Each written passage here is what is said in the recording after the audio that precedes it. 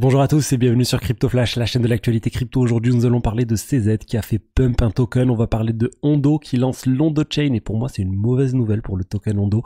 On va aussi parler de plein d'autres sujets. Trump qui lancerait un ETF Bitcoin et plein d'autres choses. Tous les jours, le meilleur de l'actualité crypto. Aujourd'hui, les crypto-monnaies sont en baisse. BTC 97 000 $, moins 0,48%. Ethereum 2700 $, moins 3%.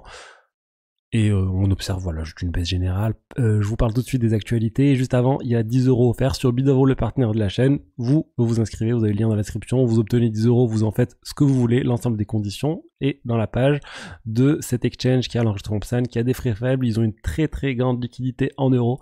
Donc n'hésitez pas à vous inscrire, ça permet aussi de soutenir la chaîne. Alors, parlons du coup de Ondo Finance d'abord. Ondo Finance, je vous ai longuement parlé de ce projet. J'ai fait une vidéo où je vous donne tout mon avis sur Ondo Finance. Et la problématique de cette vidéo, enfin ce que je vous disais dans cette vidéo, c'est que Ondo c'est bien, le token en tout cas, c'est pas le token qui est bien, c'est le projet je trouve qui est bien, Ondo Finance, mais le token en lui-même, il n'a pas vraiment d'utilité. Et là en fait, Ondo ils ont lancé l'Ondo Chain, ils ont annoncé en tout cas, regardez, l'Ondo Chain, je vous montre le blog officiel.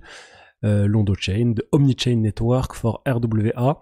Donc c'est une blockchain pensée pour les RWA, c'est vraiment la spécialité de Ondo.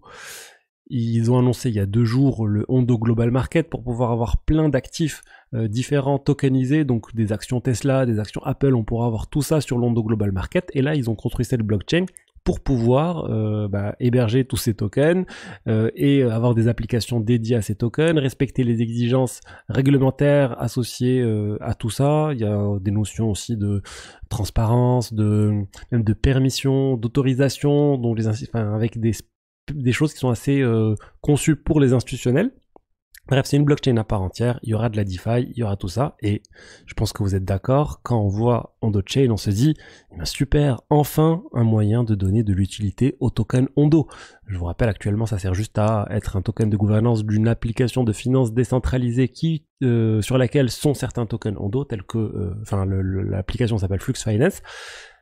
Bref, et du coup en fait dans cette blockchain, Ondo Chain, eh ben non, il y a rien autour du token Ondo. Quand je dis rien, c'est je suis allé voir tout l'article en fait pour voir à quel moment était mentionné le token Ondo. Et ben il n'est pas mentionné une seule fois.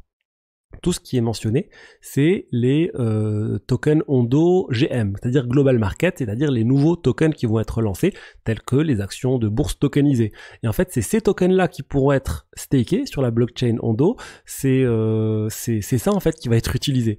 Donc pour moi, ça me semblait logique. On aura l'Ondo Chain, et ben les validateurs devront staker le token Ondo. Et ben non, c'est absolument pas le cas. Donc là, pour moi, c'est très embêtant. Ça veut dire qu'il y a un souci en fait, tout simplement, c'est qu'il y a vraiment un problème d'utilité pour ce token. Le seul espoir pour Ondo, c'est que ça soit un parmi X tokens qui va être staké sur l'Ondo Chain, parce qu'ils disent en fait que les validateurs Ondo pourront staker n'importe quel actif éligible tel que ça sera décidé par la gouvernance.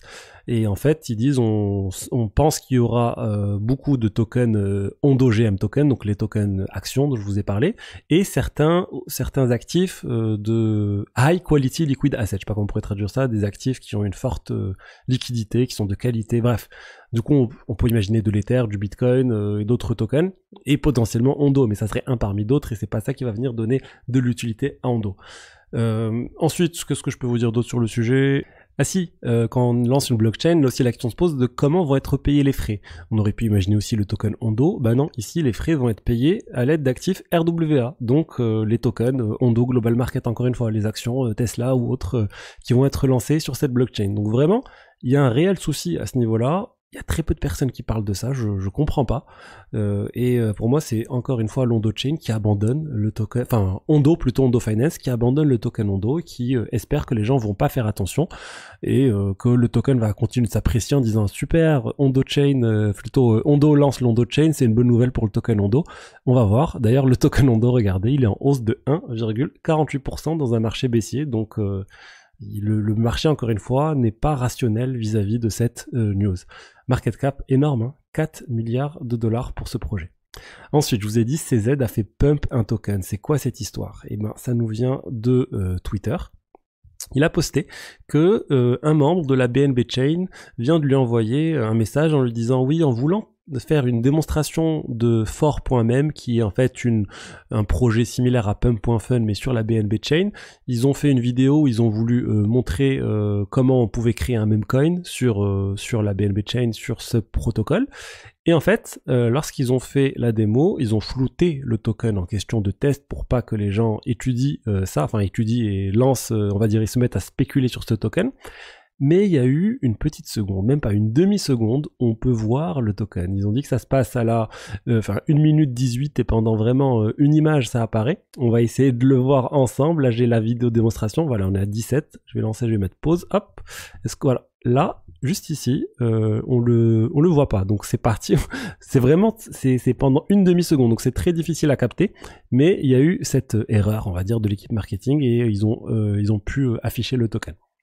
Bref, tout ça pour dire que le token à l'époque, il avait pas une très grosse market cap. Quand il a posté le message, il a dit le token avait 500 000 $ de market cap. Et suite à ce message, le token a complètement explosé.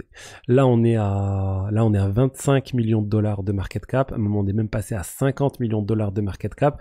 Il a dit personne au sein de l'équipe ne détient des tokens TST. Le nom du token, c'est TST.